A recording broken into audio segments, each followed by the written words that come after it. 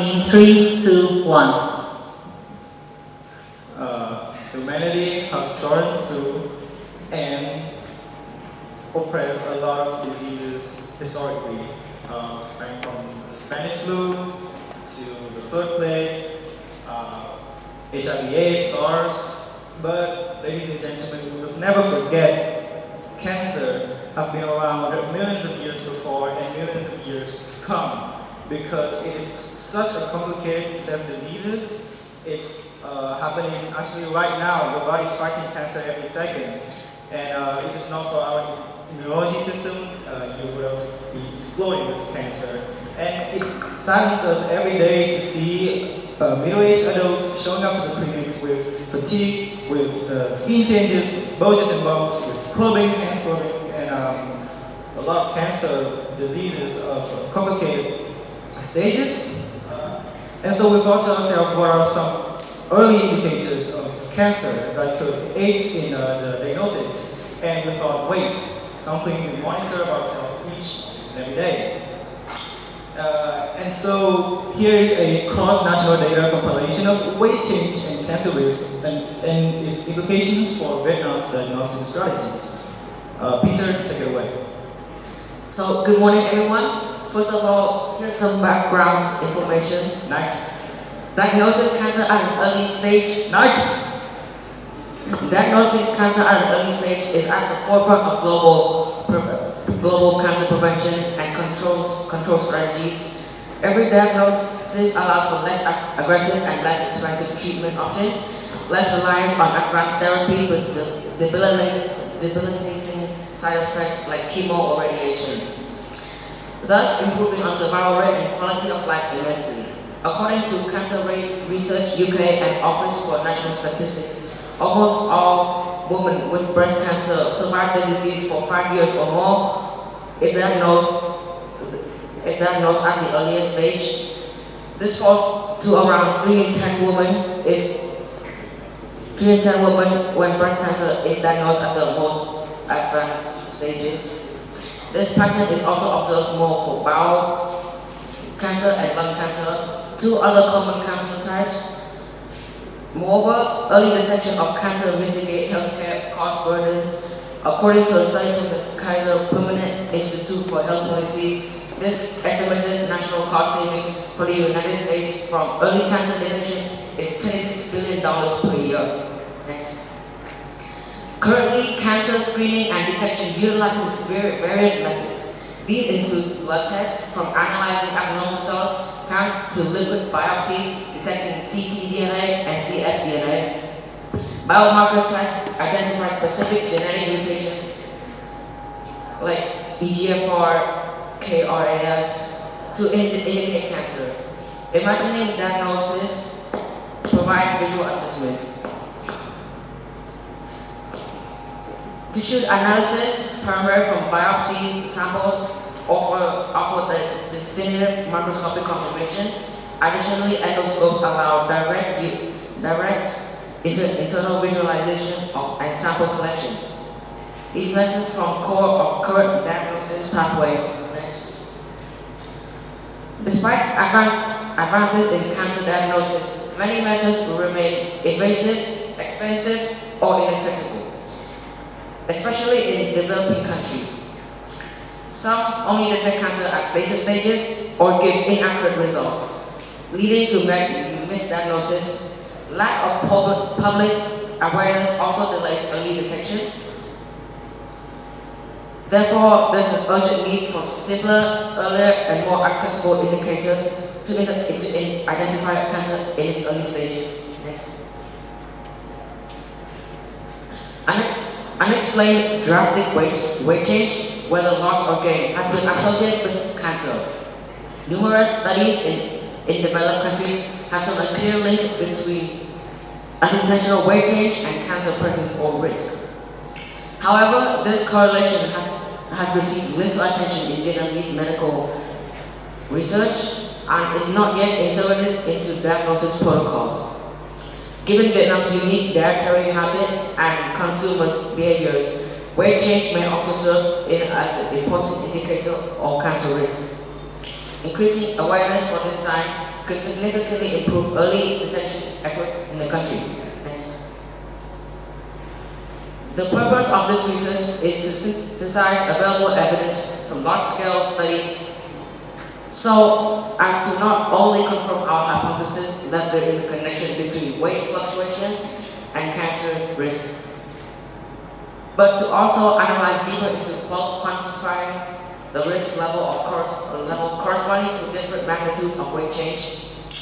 The results from this review will also provide a solid scientific basis to propose that unexplained weight change may be included as a more prominent indicator in early stages diagnosis in Vietnam. Nghiên back to you. Thanks, Peter, for his well-sourced information. Next, we'll be diving into the methodology and methods of our study. So, generally, studies that go to prove a case like this, oftentimes use data from clinical patients' profiles and cohort studies. But since we are like CT students and not licensed professionals, we have come up with a framework for that, for conducting research. So first of all, we start by defining the problem, which is the heartfelt story I told you at the very beginning. Next, doing literature search on available databases like PubMed or Web of Science, Cancer Society from Canada, UK, US, using keywords like weight changes and cancer risk. Next up, we identify source studies, and after that, we go through a rigorous process of extracting, synthesizing data, and categorizing it using inclusion and exclusion criteria. Exclusion criteria including any information regarding prognosis, overall survival, treatment, and other relationships like obesity and hormonal supplementary status. And inclusion criteria include weight change, cancer, relationship, and the like. So that's our cleaning criteria. Next, we standardize data to find out from what we've collected what we can conclude by these categories. So we aim to quantize statistical numerical numbers like hazard ratio, odds ratio, and relative risk. We use 95% confidence intervals and p-values.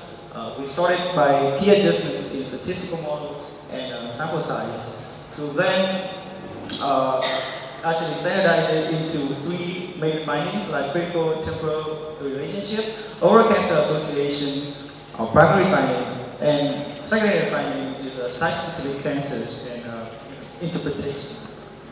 So here's the study time frames. This goes to show the very strict temporal relationship from all the studies we collected. For example, the studies of Silva and others from Norway conducted in 2018. By the way, each of these studies comprise an exposure period and follow-up period where weight change are measured from like physicians and cancer are identified after the weight change is measured. For example, study from Silva and others.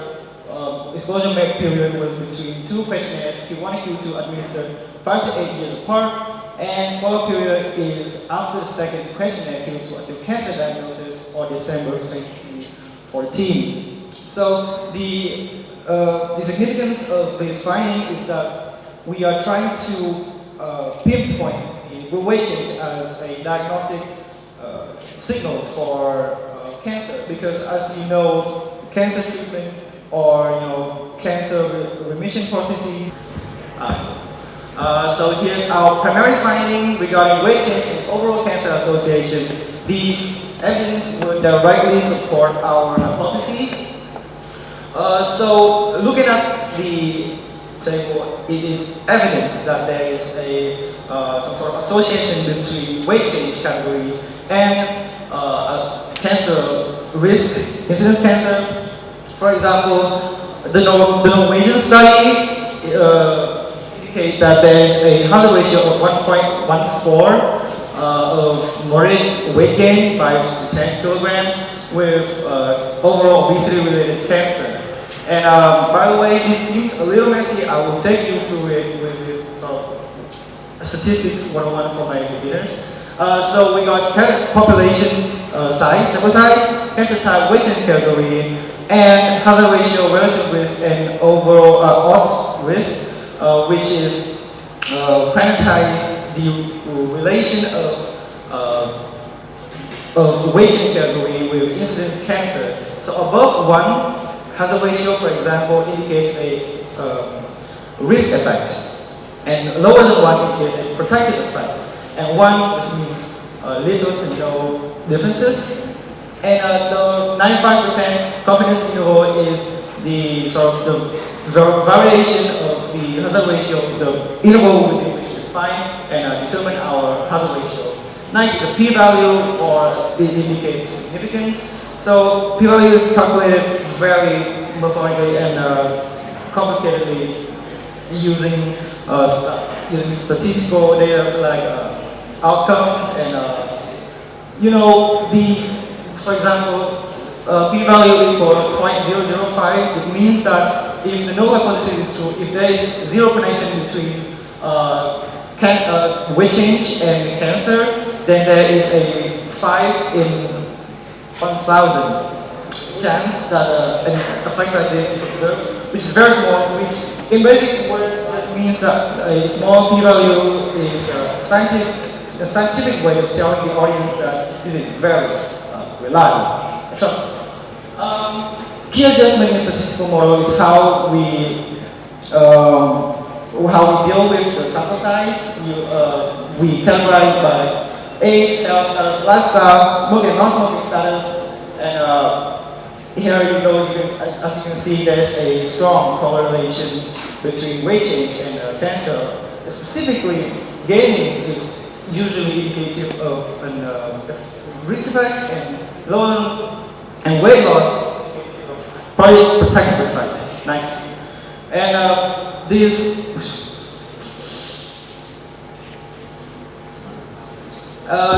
are our secondary finding, which is a weight change and cancer type association. So specific cancer type, we have here cancer related to reproductive system like postmenopausal breast cancer, endometrial, reproductive in general. We've got here prostate cancer and ovarian cancer. We also compile data relating to cancers of the digestive system like colorectal, pancreatic, and liver cancer. So looking at this, there's a lot of conclusions you can draw from this. I will go to the details, but for example, the breast cancer weight gain is generally related to a risk effect, which indicative of a high incidence cancer rate, which could be explained by theories and stuff like, for example, higher estrogen synthesis in adipose tissue. However, there's also unique and sort of paradoxical finding like prostate cancer here. Weight gain is related to a very low association, a negatively correlated hazard ratio of 0.43, and this is not unaccounted for because there are actually studies done by the Canadian Cancer Society proving this effect. So in conclusion, the significance our study has for the medical field in Vietnam is to refine early diagnostic strategies and to identify a prospective cancer symptoms for early diagnosis for regions that have limited access to high-end imaging technologies and other screening techniques. But with our design is inherently limited to in some sense. For example, firstly, the heterogeneity issues. The source of studies are very varied in definitions of weight change. Some are percentage, some are quantified kilograms. And the statistical adjustment models also differ, which leads to p-value not being clearly defined. And then secondly, the limited granularity, which is the level of specificity and detail. insufficient resources for detailed analysis, so we cannot actually compile and run through statistical mathematical models to make it into a high-end meta-analysis project. And of course, sometimes a specific type of weight changes may like easier compared to a dedicated study because there's many cohort studies from a lot of papers analyzing it. This is a reference from the data we collected. And thank you. Thank you.